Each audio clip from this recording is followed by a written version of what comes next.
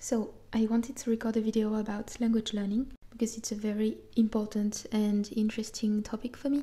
And I'm always trying to get people around me to understand how amazing and how satisfying it is to learn a new language and to start understanding people that you just couldn't understand at first.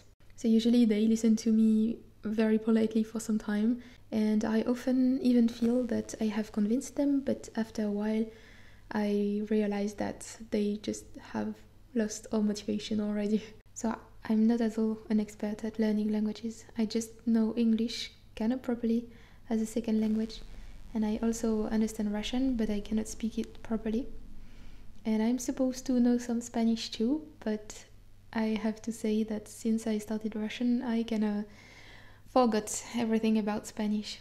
But I still want to speak about my small experience with languages because maybe it could help some people who learn in a manner similar to mine.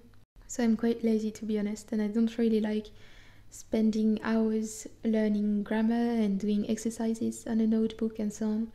I guess that this kind of learning process is perfect for some people, but for people like me who are perhaps a little bit messy or lazy, it's not that good. So I had to find a way more suited to my taste. And this way of learning is listening.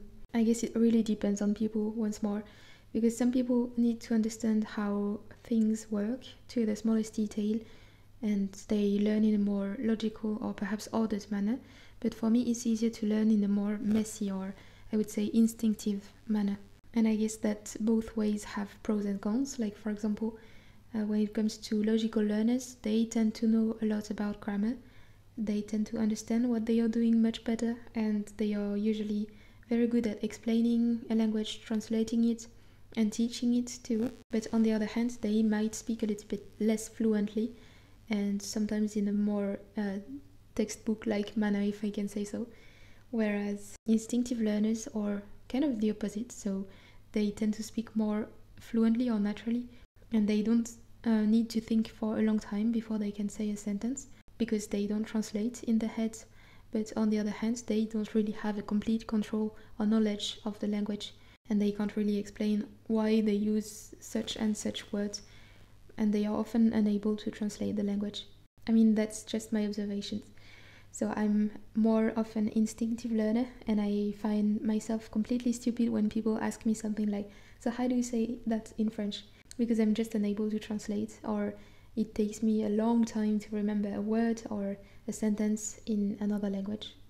And I'm also a terrible teacher because when I listen to my pen friends speaking French, I don't even realize that they are making huge mistakes in French.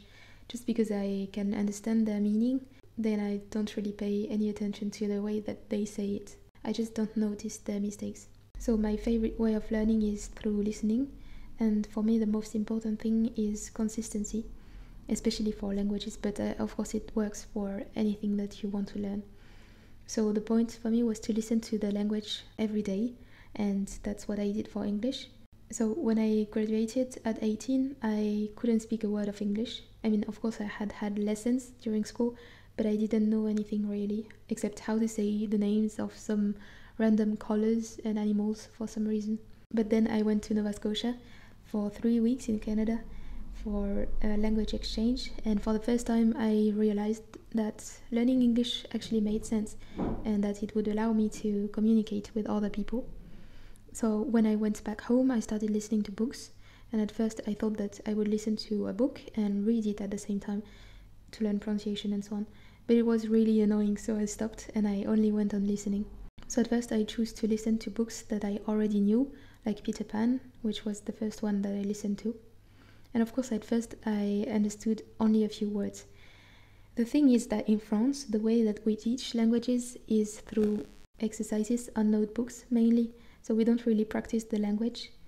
And because most of my teachers had been French, I had no idea about proper English pronunciation.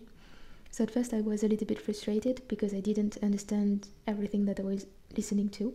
But I already knew the story, so it made it easier to understand where I was in the story and what I was listening to. And so I went on listening, at first very seldom, and then every day. I like walking a lot, and it took me around 40 minutes to go to the university on foot. So I would listen to Sherlock Holmes and Jane Austen and so on, because it's really easy to find those books for free on the internet. For example, on the application LibriVox. On that app, some of the free audiobooks have a very poor quality or sound quality, but if you mind it, there is Audible and other places where you can find very good quality audiobooks, but not for free, of course. So I didn't actually do anything else other than just listen to English. And then I went to England and I suddenly realized that I could speak it. And now that I needed to, I could speak the language. People tell me that maybe I have a gift for languages, so it's not fair and so they can't do the same, but I really don't believe it. I need to hear a word like 20 times or 30 times before I can just recognize it, not even speaking about learning it. The thing is that after some time I was listening to English constantly. It's very easy with all of the content in that language on the internet, so I could always find books and YouTube videos that would be interesting for me. And I also started reading a little bit in English, but quite later, because at first reading was difficult for me. And then I went to Russia for a few days, and because I already spoke English properly enough, at least for my ambition, I decided that I was going to learn Russian. It was a little bit random, but I really liked the Russian alphabet. I learned it by reading the signs on the streets in St. Petersburg. So I thought, okay, let's go on with this language. Yes, because I had started learning a ton of other languages before that. And the main one was German, because I like this language very much. So I would start learning it. I would do some exercises every day for a few weeks and then drop it. Each time I would travel, I would start learning the language from the new country where I would go, but I would never do it for a long time. With Russian, it was different. I don't know whether it's because I was a little bit older and hopefully wiser, or because I changed my learning process, or just because I fell in love with Russian itself, but from the day I decided to learn it, I never stopped. So it may sound a little bit stupid or crazy, but I actually decided to listen to Russian from the first. I didn't know any Russian word, except perhaps thank you, and I had never been exposed to the language, so of course I didn't understand anything of what I was listening to. But here is the trick. I just switched the way I was listening, and instead of fighting to understand, I just listened to the language exactly the way that I would listen to music. So I was just noticing the main sounds, the way that the words were pronounced, but without focusing on the meaning. And after a while, instead of listening to some confused mixture of sounds that made no sense, I realized that I was already listening to something different. It felt more like a puzzle where I could distinguish some shapes, even though they still didn't make any sense to me. So I decided to listen to Harry Potter in Russian, which is really the best book ever for learning a language, because it's really easy to find a good quality audiobook of it in any language. Also because most people already know the story, so it's easy to understand what you're listening to. And also because it's a children's book, the actors usually use very expressive voices, the dialogues are short, and the words used are not complicated. There is a lot of daily words in the book, and also if you listen to the 7 books in any language, I can promise you that you will have learned at least a few words by the end of it. So I listened to Russian. I actually also bought books, Russian notebooks, but I wasn't able to focus on them as usual, so they are still somewhere at home. I never used them. But I never stopped listening to Russian. I just loved that language. After a while, I found a Russian teacher in my city, and I decided to take some classes. We were a few people, and the teacher was Russian, which was great. But very quickly, I realized that because I had learned in my messy way, I didn't have the same level as the other people in the group. So they knew everything about grammar already, and I knew nothing of it. But I could understand when the teacher spoke Russian, and I could read, and my pronunciation was better. But anyway, the virus stuff happened and the classes stopped. Another good idea is to have pen friends, but actually it's quite useless in my opinion when we just start learning the language, because it requires too much energy to communicate, and personally I'm too lazy for that.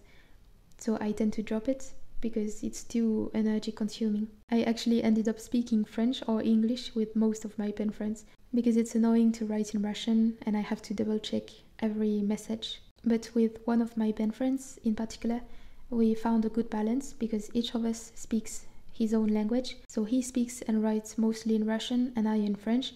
And when we feel very motivated for some reason, we might switch for some time. So now I have been listening to Russian for 3 years and I understand it quite well. I can listen to books and podcasts and lectures about many topics and I can understand, but I still don't really speak it.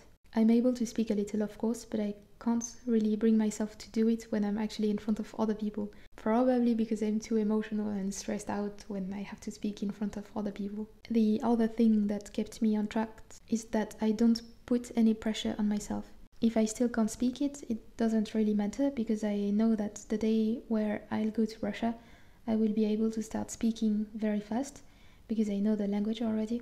And it was the same with English. I needed to live surrounded by the language for some time in order to unlock my speaking ability. Last year I spent a few weeks in different families in Poland. I was teaching English to the kids. In one of the families where I stayed, the 2 smallest kids didn't speak English at all, so I had to listen to them speaking Polish all of the time. And because they were kids, they used very simple words. So after just 2 weeks, I started understanding and being able to say very simple words in Polish, which I have completely forgotten since then. So I guess that being around kids and playing with them is the best for learning a language, because you're forced to speak their language if you want them to understand you, and they constantly repeat the same words, so it's easier to memorize those basic words. Also, I'm not saying that one should never learn grammar and do exercises. It's just that for me it's much easier to learn about grammar when I already understand something of a language, because it makes it more interesting. But of course I have to learn some rules in Russian. So anyway, I guess that's all I had to say about my experience learning languages. So in my opinion, there is no cheat code, there is no big secret, just consistency. Like for example, listening to a book for 15 minutes when you're cooking dinner or taking a walk, and it doesn't matter if you don't understand everything. It sounds like not enough, just listening, but if you do it every day, in the end, you learn. And if you like the sound of the language that you're learning, then it's just no effort listening to it. It also sounds kind of terrible to think that we have to wait for a few years before we can actually start understanding and speaking, but it doesn't really matter. It's the same everywhere. If we look at the mountain that we have to climb, we don't even want to try climbing it. But if we only focus on the first step, and then the next, and then the next, after a while we realize that we are already halfway and things are still going. And also, I don't really trust people who say that they have learned a language in just 2 weeks or something, because I think that our brain needs a lot more time to process the information, to recognize the patterns and the sounds at a deeper level. So once more, there is no cheat code, it just takes time. But the process is actually really enjoyable. Each time I have Russian words or sentences popping up in my head instead of French or English, I'm really self-satisfied. It's also really great to be able to listen to people speaking about their country in their own words and not through a translation. And of course I really enjoy the Russian literature, even though nowadays I have to say that Tolstoy is giving me a headache with the book War and Peace, because there are so many characters in that book that I feel as lost as when I was watching Game of Thrones.